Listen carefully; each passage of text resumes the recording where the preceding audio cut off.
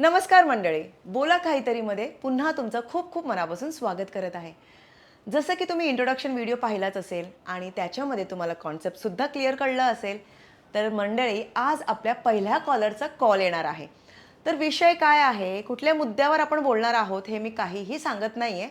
Direct वेळ न घालवता कॉलरकडनंच आपण ऐकूया की त्यांना काय शेअर करायचं आहे. तर बघूया बोला काहीतरीचे आपले पहिले कॉलर कोण आहेत. तर मंडळी आपल्या पहिल्या कॉलरचा कॉल आता येणारच आहे. बघूया कोण आहेत. तर मंडळी आपल्या पहिल्या कॉलरचा कॉल आलेला आहे. बघूया. हॅलो. हॅलो. हाय भारती. हाय. कशी आहेस? मी बरी आहे. तुम्ही कशा आहात? मी पण छान आहे, मस्त. ऍक्च्युली मी तुला सोशल मीडियावरती डेली खूप फॉलो करते. तुझे डेली अपडेट्स बघते, तुझ्या मॉर्निंग स्टोरीज, कोट्स वगैरे बघून मला खूप बरं वाटतं. सो इवन मी तुझ्या इझी ज्या रेसिपीज आहेत ते पण मी सगळं ट्राय करते on regular basis. So thank you for always inspiring us every day. Thank you so much for following and thank you so much for calling too. आता जसं की आपलं कॉन्सेप्ट आहे त्यानुसार तुम्ही मला कॉल केला आहे. तर एक विचारायचं आहे की तुम्हाला तुमची आयडेंटिटी डिस्क्लोज करायची आहे की नाही. म्हणजे तुम्ही नाव पत्ता वगैरे सांगणार की we can talk just like friend. नाही, आय गेस मला नाव नाही सांगायचंय. Okay, no problem. तेच ठीक असेल. ओके. म्हणजे मी फर्स्ट टाइमच कॉल केलाय आणि हा जो काही नवीन प्लॅटफॉर्म तुम्ही दिलाय बोलण्यासाठी, त्याच्यामुळे मला खूप बरं वाटतंय की मी डायरेक्ट बोलू शकते. काही हरकत नाही. तर मी तुला सॉरी, मी तुला तुम्हाला काय म्हणू तेही सांग, कारण नाव तू नाही नाही सांगत नाही नाही, आहेस. मी लहान आहे त्यामुळे तू मला तू म्हणू शकतेस. मी अगदी तुझ्या लहान बहिणीसारखी आहे. Okay, then thank you so much. तर मग पूर्ण लाईक संपूर्ण व्हिडिओ होईपर्यंत मी तू म्हणून तुला हाक मारणार आहे. हो हो आणि हो, नक्की. आणि जसं की आपला हा जो प्लॅटफॉर्म आहे बोला काहीतरी, जिथे तुम्ही तुमच्या मनाचं व्यक्त करू शकता. तुम्हाला काय सांगायचं असेल, काय विचारायचं असेल, काय सजेशन्स, ओपिनियन जे काय आहे, मन खोलून तुम्ही इथे बोलू शकता. तर त्याचकरिता तुम्ही आज कॉलसुद्धा केलेला आहे. तर तुम्ही तुमचा विषय सांगू शकता किंवा तुम्हाला मला काय विचारायचं आहे ते सांगा. ओके, बाय द वे मी तुला जे काही इम्पॉर्टंट गोष्टीसाठी कॉल केलाय, म्हणजे थोडंसं पर्सनल आहे, तर मला विचारायचं होतं, तर मी विचारू का? Yes yes, of course. जसं की तुम्ही आय मीन तू तुझं आयडेंटिटी डिस्क्लोज करत नाही आहेस म्हणून म्हणजे ह्या गोष्टीचा विचार करायलाच नको की तुला काय विचारायला पाहिजे किंवा काय नको. You are free to ask anything whatever you want. Okay, so मला असं विचारायचं होतं की म्हणजे जसं की मी आता ज्या एजमध्ये आहे आणि आता मी रिसेंटली मॅरिड आहे, तर लग्नानंतर प्रेग्नन्सी मॅन्डेटरी असते का गं? I mean being a mother of 2 child, आणि आता तू ॲज अ सिंगल मदर सगळं हँडल करतेस. तर मी डेली बघते, तुझे पोस्ट बघते, तुझ्या फॅमिलीचे पोस्ट बघते, पण when it comes to me, मला थोडंसं नर्वस फील होतंय, थोडंसं कन्फ्यूज फील होतंय. तर प्रेग्नन्सी मॅन्डेटरी आहे का? Okay, I would like to ask you question. म्हणजे असं पर्सनल, म्हणजे फक्त मी तुला तुझं वय विचारणार. ओके, आता मी 31 आहे, माझं एज 31 आहे. आणि तुझं लग्न कधी झालं आहे? 2 वर्षापूर्वी. Okay. So you are working women और you are housewife? No, I am working woman. Okay. See, हा ॲक्च्युली वर्किंग वुमेन किंवा हाऊसवाईफचा हा प्रश्न नाही आहे बेसिकली, बट तरीसुद्धा म्हणजे मला क्लिअर इन्फॉर्मेशन मिळावी म्हणून मी विचारलं. ओके, देन डिअर, मी थोडंसं स्पष्टीकरण देते याच्यावर. Being mother of 2 and being a female, motherhood is an like it's an blessing. Okay. याच्यासारखं हां, इट्स अ म्हणजे देवानी जे आपल्याला दिले आहे ते खरं सांगू तर कोणालाच दिलेलं नाही आहे. But it's a huge responsibility as well. So he responsibility घेण्याची तयारी आधी असली पाहिजे. सो तुला मी हे सजेस्ट करणार की first of all, are you ready mentally or not. म्हणजे तू आधी ऐकून घे मी काय काय सांगते, मग त्यानुसार तू तुझे उत्तरं देऊ शकते स्वतःलाही आणि मलाही, इफ यू वॉन्ट. बरं, बरं. तर फर्स्ट ऑफ ऑल की तू मेंटली प्रिपेअर्ड आहेस का? तुला आई होण्यासारखं वाटते का? हा खूप मोठा प्रश्न आहे. जर तुला आतून वाटत असेल का येस आय एम प्रिपेअर्ड, मला आई व्हायचं आहे, देन यू कॅन थिंक. आणि जरासुद्धा डाऊट असेल then you think twice.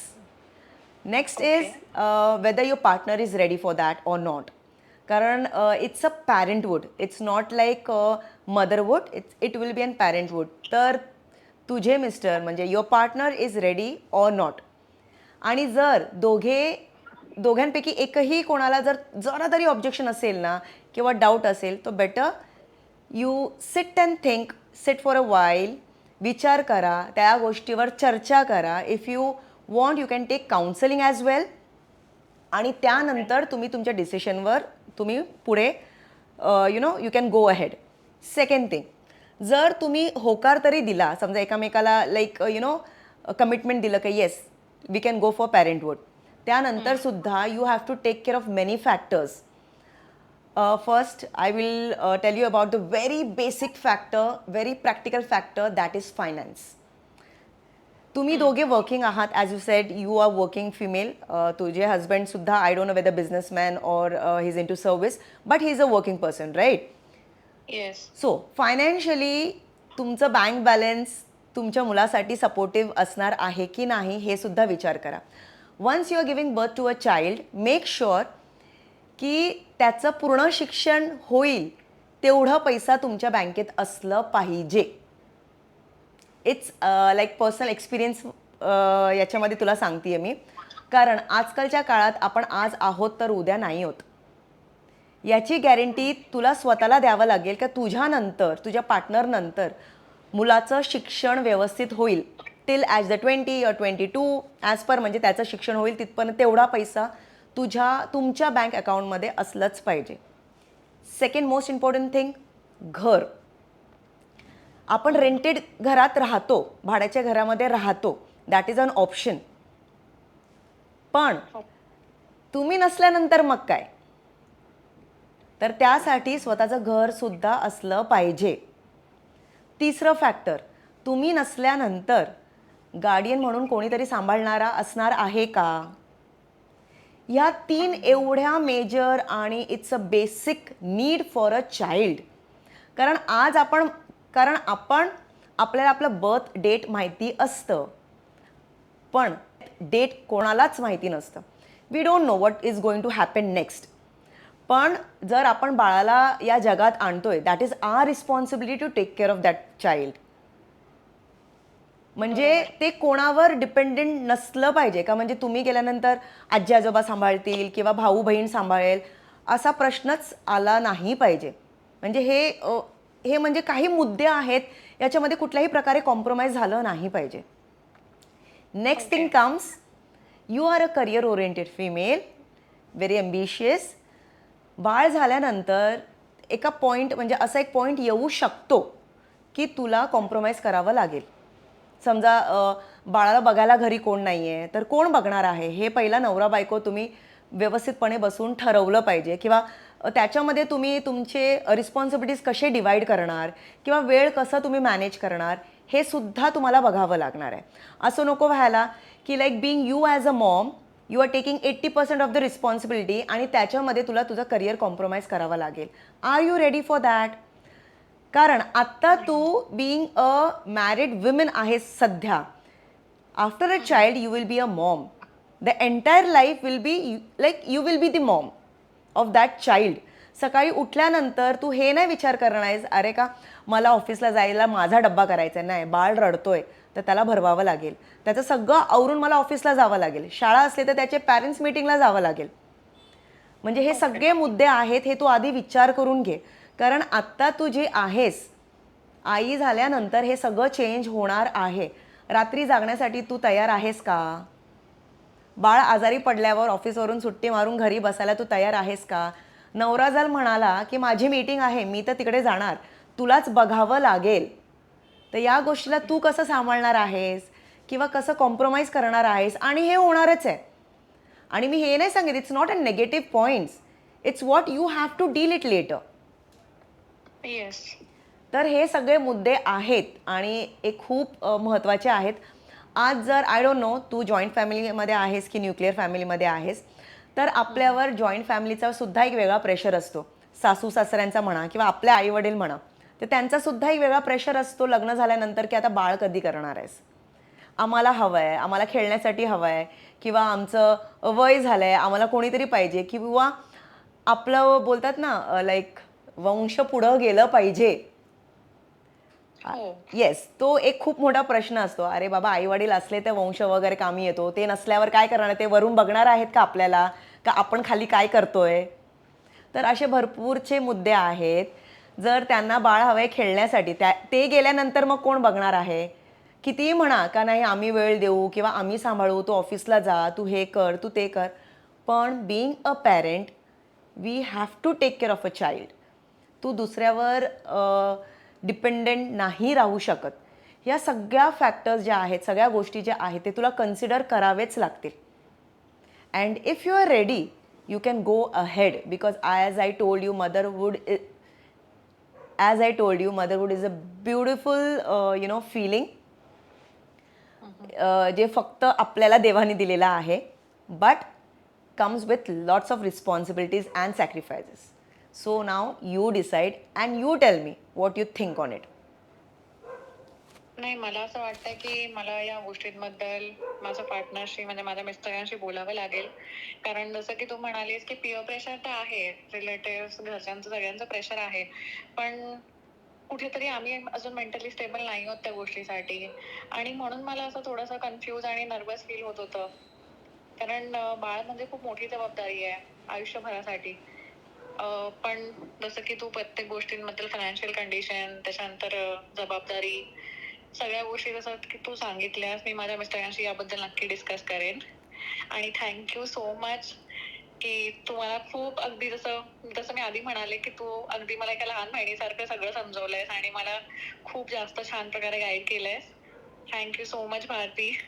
आणि one more thing I would like to add, कारण हा जशी तू म्हणालीस प्युअर प्रेशर, तर एक गोष्ट लक्षात ठेव कायम, वी हो. Itself we are very complete. बाळ झाल्यानंतरच एक बाई कम्प्लीट होते असं नाही आहे. म्हणजे हा जो आपल्या समाजाने आपल्याला जो टॅग दिलेला आहे, स्टॅम्प दिलेला आहे की लग्नानंतर बाळ झालंच पाहिजे, त्यानंतरच तुम्ही एक स्त्री म्हणून ॲज वी आर कम्प्लीट. हा. पण तसं नाही आहे. It's all depend upon our biological cycle. It's all science. We are itself we are complete human being. So please do not worry about pure pressure. त्यांना जर 2 मुलं काढायची आहेत, 4 काढायचे आहेत, ते त्यांचा प्रश्न आहे. If you are ready you can go ahead with it.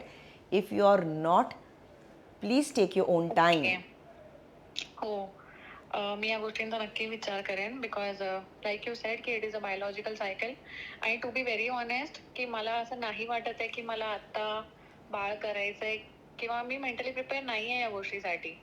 आणि जसं की I am from purely medical background, so मला माहिती आहे की आता खूप साऱ्या टेक्नॉलॉजीज अवेलेबल आहेत. त्यामुळे I am not worried about this की पुढे जाऊन होईल नाही होईल.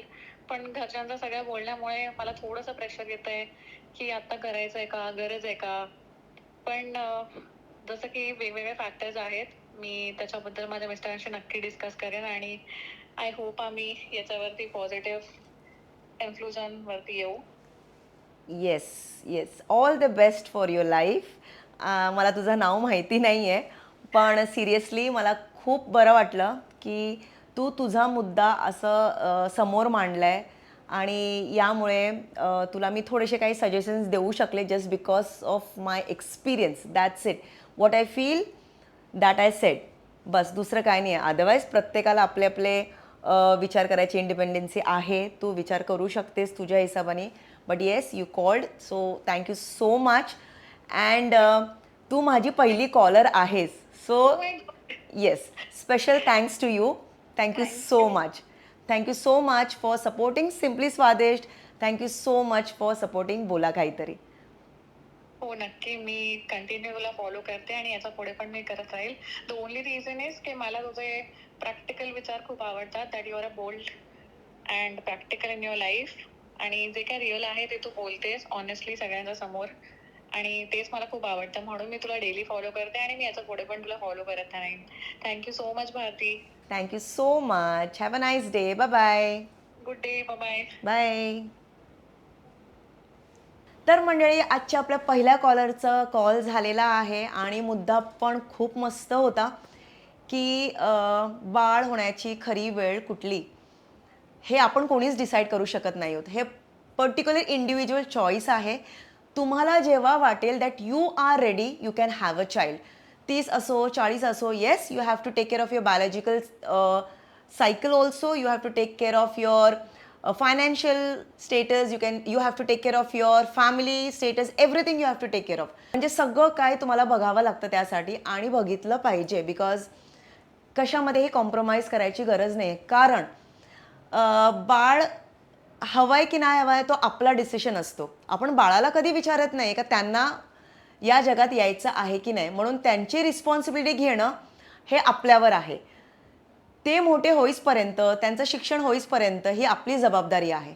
ते मोठे झाल्यानंतर ते लोक आपल्याला बघतील, आपल्याला बघितलं पाहिजे ही रिस्पॉन्सिबिलिटी त्यांच्यावर टाकणं ही आपली रिस्पॉन्सिबिलिटी नाही आहे.